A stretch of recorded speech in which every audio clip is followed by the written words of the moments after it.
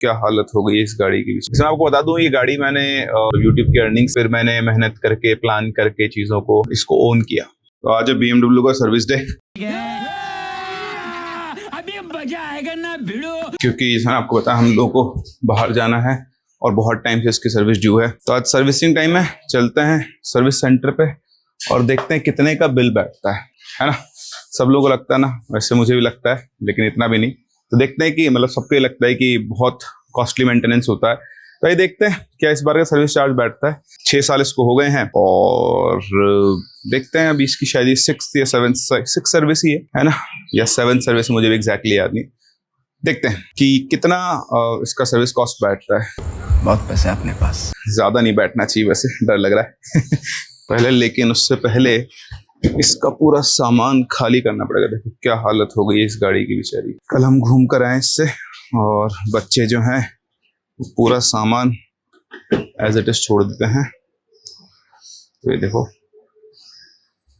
ये भी पूरा गद्दे, तकिए, पानी की बॉटल्स, बच्चों की चप्पल, टॉफी के रैपर्स, सब एज इट इज पड़ा हुआ है। देखो आगे भी गंदगी हो रखी है पूरी। तो पहले बेसिक सफाई कर लेते हैं इसकी। वैसे तो सर्विस सेंटर पे सब साफ होगा, तो अब मैं कुछ नहीं कर रहा, बस काम का सामान निकाल रहा हूँ। गूगल हो गया, बच्चों की बॉटल हो गई, यहाँ बच्चे बहुत कुछ रख देते हैं। ये देखो शिविष्का के सॉक्स, इनको रख के आते हैं फिर निकलते हैं। बहुत दिनों से बेचारी ये सर्विस मांग रही है। कोटा में क्या शोरूम नहीं, तो हम जब भी जयपुर आते हैं तब इसकी सर्विस हो पाती है। तो अभी आप ये मान के चलो, मुझे यहाँ से सर्विस सेंटर पहुंचने में ही करीबन 1.25 घंटा 1.5 घंटा 1 आवर 30 मिनट के आसपास लग जाएगा। ट्रैफिक बहुत रहता है जयपुर में। हमारे कोटा में तो इतना ट्रैफिक नहीं है, तो हम स्टार्ट हुए हैं जस्ट। कोटा में बिल्कुल भी ट्रैफिक नहीं है, तो ट्रैफिक फ्री सिटी है। और यहाँ बहुत ट्रैफिक है, कई बार तो मुझे बहुत इरिटेशन होता है गाड़ी चलाने में। पर ठीक है, बड़ा शहर है तो ट्रैफिक तो होगा ही होगा। तो बस अब हम लोग पहुंचने वाले हैं। 2 से 5 मिनट लगेंगे बस। ये ओवर ब्रिजेस को क्रॉस करते ही हम लोग सर्विस सेंटर पे होंगे। ये है जयपुर का टोंक रोड एरिया, यहाँ मैं बहुत घूमा हूँ। यहीं से पास में मेरा कॉलेज भी है, करीबन 4 किलोमीटर हो गए यहाँ से। और जब मैं कॉलेज में था ना, मैं आपको बताता हूँ एक बात कि मैं हमेशा इस BMW के शोरूम के सामने से जाया करता था। इसमें आपको बता दूँ, ये गाड़ी मैंने यूट्यूब की अर्निंग से नहीं ली है।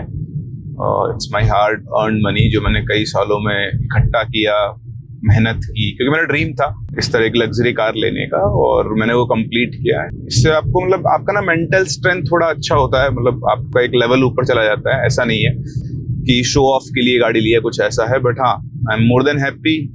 आज 6 साल हो गए मुझे इसको ऑन करते हुए और ये मेरा ड्रीम था बचपन का, जो मैंने कंप्लीट किया। तो हमेशा आया करता था, हमेशा एस्पायर करता था और बस ये आ गए हम लोग शोरूम पर। तो हमेशा एस्पायर करता था, हमेशा आके देखा करता था गाड़ी पे। जब कॉलेज में था बाइक से आता था, शोरूम पे आता था, इसी शोरूम पे। और ये लेफ्ट हैंड साइड में शोरूम आ गया हमारा। मतलब टेस्ट ड्राइव तो नहीं लेता था उस टाइम पर, डर लगता था टेस्ट ड्राइव देंगे नहीं देंगे। लेकिन गाड़ी आके जब भी नया मॉडल आता, चेकआउट जरूर करता था, यहाँ पर, ऑडी पर, मर्सिडीज पर, जितने भी शोरूम्स अवेलेबल थे सब पर। और फाइनली हम लोग पहुंच चुके हैं, रेनोवेशन का काम चल रहा है यहाँ पर। तो अब सर्विस पे डालते हैं गाड़ी को, देखते हैं।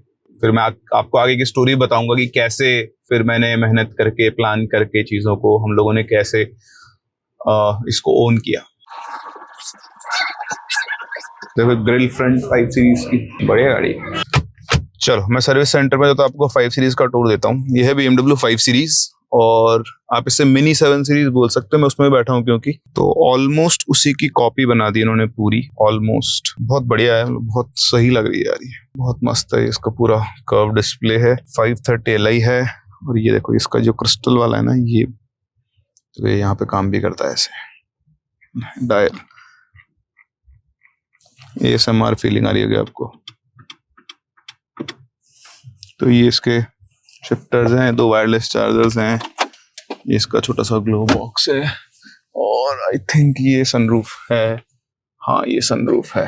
Copy of 7 series. आपने अगर 7 सीरीज देखी नई वाली, तो उसका एग्जैक्ट मिनी रेप्लिका लगता है। ये कलर भी कैरेक्टरिस्टिक कलर है 7 सीरीज का। और पीछे वाली सीट पे बैठ के देखते हैं।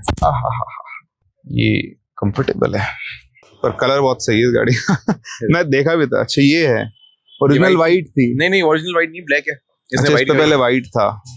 अभी वाइट कराई हुई थी, देखो 2024 में वाइट थी, 2025 में ग्रीन करा ली। हर साल नया कलर। बहुत तेज हो रहा है। ये BMW X6 रैप ग्रीन।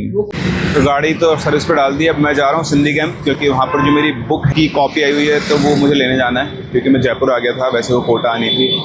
अभी कैब बुक की है, 5 मिनट के आसपास का टाइम लगेगा। फिर वहाँ से पहले बुक पिक करूँगा, फिर देखते हैं वहाँ से कहाँ जाना है। करीबन 3:30-4 बजे के आसपास ये लोग गाड़ी देंगे। क्या रहता है आगे का शेड्यूल।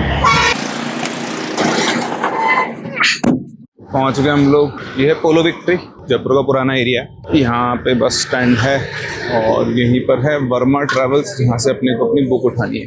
तो ढूंढते हैं वर्मा ट्रैवल्स को और देखते हैं। मैं जब छोटा था तब यहाँ पे आया करता था।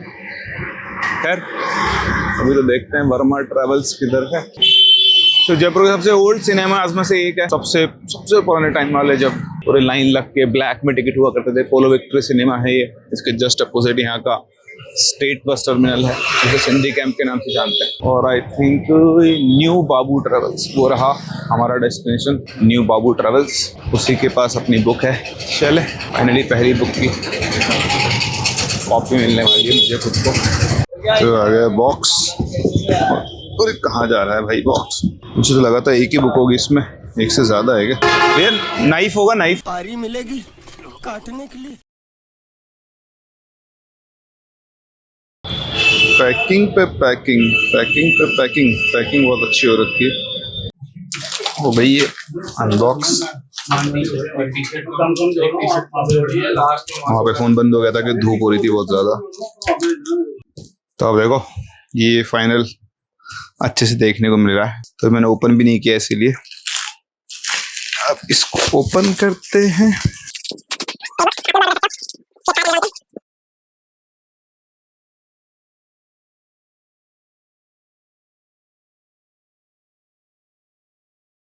घर के बाकी काम खत्म करने का, तो हम गाड़ी लेने जा रहे हैं। छोड़ के मैं अकेला आया था, लेने हम दोनों जा रहे हैं। तो रेडी हो गई, सर्विस होके अपनी गाड़ी। अब गेस करो आप लोग कितने का बिल आया होगा सर्विस का। You guys can guess. मेरे हाथ में बिल है। चलो पहले सब लोग गेस कर दो कितने का बिल आया होगा, बता। नहीं, ज्यादा का है। तो ये टोटल बिल है 40,000 का। बट 1 साल की सर्विस है 40,000 की। और इसमें एक्चुअली क्या हुआ ना, एसी फिल्टर वगैरह चेंज हुआ है, इसलिए 40,000 है। अदरवाइज ये 33,900 35,000 के आसपास होती है। और नॉर्मल आप गाड़ी की सर्विस करवाओगे, पेड सर्विस नॉर्मल कार्स की भी, तो आजकल 15,000 से 25,000 के बीच में तो जाती ही जाती है। इतना सब कुछ चेंज होता है। सो आप लोग डिसाइड कर सकते हैं। 1 साल में 40-45,000 का बिल तो बनता ही बनता है। गाड़ी मिल गई है, अब हम लोग जा रहे हैं। आज मैंने आपको BMW का शोरूम तो नहीं, वर्कशॉप विजिट करवा दी है, दिखा दिया है कि क्या मेंटेनेंस कॉस्ट रहती है 1 साल की। तो यहाँ पे एंड करते हैं अपने दिन को। तो आपने देख लिया कि सर्विस सेंटर कैसा है, कैसी गाड़ियाँ हैं और कितना इसका मेंटेनेंस कॉस्ट है। वैसे मैं ऑनेस्टली बताऊं तो लास्ट ईयर कॉस्ट ज्यादा लगा हमारा, क्योंकि सस्पेंशन जो था वो खराब हो गया था। तो उस टाइम पे करीबन 3.5-4 लाख रुपए के आसपास का खर्चा आया था। बट 6 साल हो गए हमारी इस गाड़ी को, तो उसमें मेजर खर्चा एक बार का वो ही आया है। उसके अलावा सर्विस कॉस्ट अगर मैं आपको आइडिया दूं, रफली 1 साल का एवरेज अगर आप निकालो तो इतना ही बैठता है। लास्ट ये मेरा सबसे हाईएस्ट बिल है सर्विस का, यहाँ पे 40,000 का बिल आया है।